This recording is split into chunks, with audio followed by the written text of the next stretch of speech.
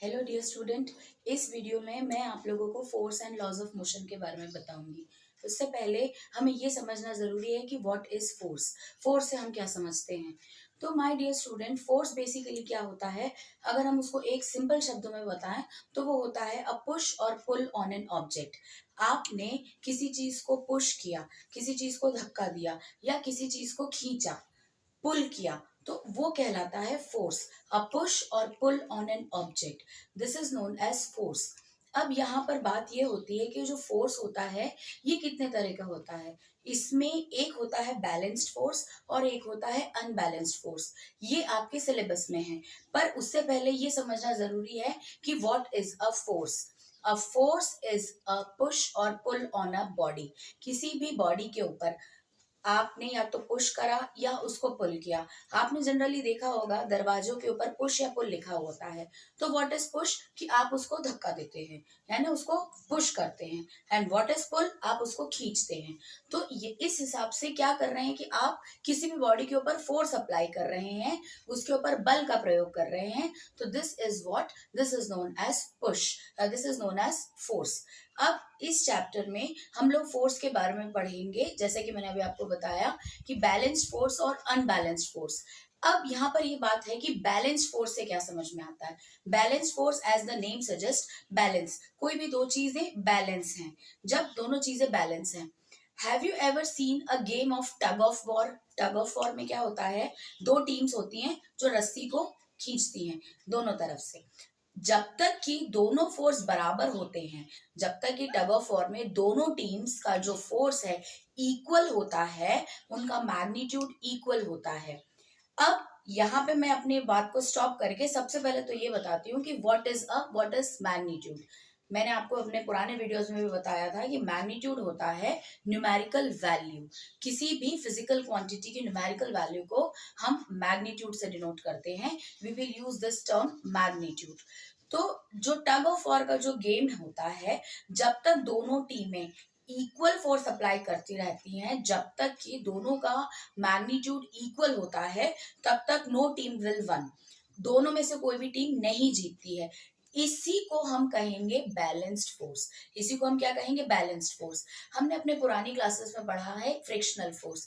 Frictional force basically क्या होता है, एक ऑपोजिंग फोर्स। जब हम चलते हैं फर्श पे तो आप देखते हैं कि हम तो आगे की तरफ चल रहे हैं, लेकिन जो फ्रिक्शनल फोर्स है it is acting in the direction opposite. तो जब तक दोनों फोर्स इक्वल एंड ऑपोजिट होते हैं, बैलेंस्ड होते हैं, तब तक nobody will slip.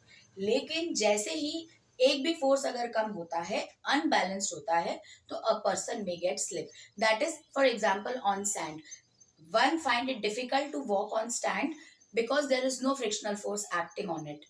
So balanced force क्या होता है कि when two forces are acting equally, their magnitude are acting equally but in opposite direction, then the force is said to be balanced force. और अगर एक का भी मैग्नीट्यूड अनइवन हुआ, एक फोर्स का मैग्नीट्यूड ऊपर हुआ, एक फोर्स का मैग्नीट्यूड नीचे हुआ, तो वो जो फोर्स कहलाते हैं वो क्या कहलाता है, अनबैलेंस्ड फोर्स। जैसे कि पानी में अगर कोई भी बॉल डूबी, कोई नीचे डूब गई, तो पानी में क्या होता है, दो फोर्स लगेंगे, ऑब्वियस सी बात है। एक gravitational force which is acting downward, और एक होता है बायोएंट फोर्स। बायोएंट फोर्स क्या करता है, उस ऑब्जेक्ट को ऊपर की तरफ धकेलता है। ठीक है, आगे आने वाले वीडियोस में मैं आपको बायोएंट फोर्स भी एक्सप्लेन करूंगी। अभी आप सिर्फ इतना समझिए कि जो बायोएंट फोर्स होता है वो क्या करता है, कोई भी पानी में कोई भी ऑब्जेक्ट जब नीचे गिरता है तो उसको ऊपर की तरफ धकेलता है। तो यहाँ पे आप देखते हैं कि अगर कोई बॉडी डूबी हुई है, हालांकि इसका डेंसिटी से भी एक रिलेशन होता है, but here we are discussing about unbalance force. ठीक है, तो हम अगर अनबैलेंस फोर्स की बात करें और अगर हम उनको बिल्कुल सिंपल शब्दों में समझे कि when two forces are acting in opposite direction और मैग्नीट्यूड, किसी भी एक फोर्स का मैग्नीट्यूड कम होता है, एक का ज्यादा होता है, तो वो जो फोर्स कहलाते हैं वो क्या कहलाते हैं, अनबैलेंस फोर्स कहलाते हैं।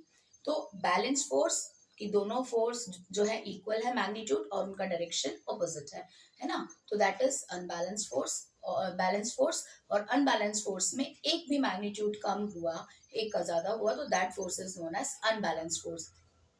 आप इस टॉपिक को और अच्छे से अगर देखना चाहें तो जो लास्ट ईयर की एनसीईआरटी है उसमें बहुत अच्छे अच्छे एग्जाम्पल्स दिए हैं। A book is kept on a table, और आप क्या करते हैं कि अगर आपने किसी भी बॉक्स को आप पुश कर रहे हैं, अगर वो बॉक्स अपनी जगह से नहीं हिल रहा है, मतलब फ्रिक्शनल फोर्स पे एक्ट हो रहा है जो कि इक्वल है, तो दैट इज बैलेंस्ड फोर्स। अगर बॉक्स मूव हो चुका है, मतलब आपका जो फोर्स है, जो फोर्स आप अप्लाई कर रहे हो वो ज्यादा है as compared to the frictional force, तो that force is termed as unbalanced force. I hope ये वीडियो आपको समझ में आया बैलेंस्ड और अनबैलेंस्ड फोर्सेस के बारे में। अब नेक्स्ट वीडियो में मैं आप लोगों को फर्स्ट लॉ ऑफ मोशन बताऊंगी। उससे पहले मैं आप लोगों को बताऊंगी इनर्शिया एक शब्द होता है फर्स्ट लॉ ऑफ मोशन से बताने से पहले। और क्योंकि ये जो चैप्टर है, ये चैप्टर ही लॉज ऑफ मोशन है, तो laws of motion are very important, and those students who are planning to take PCM in 11th standard, for them laws of motions are very important topic. So please keep watching the video. Don't forget to like and subscribe the video. Okay then, bye bye.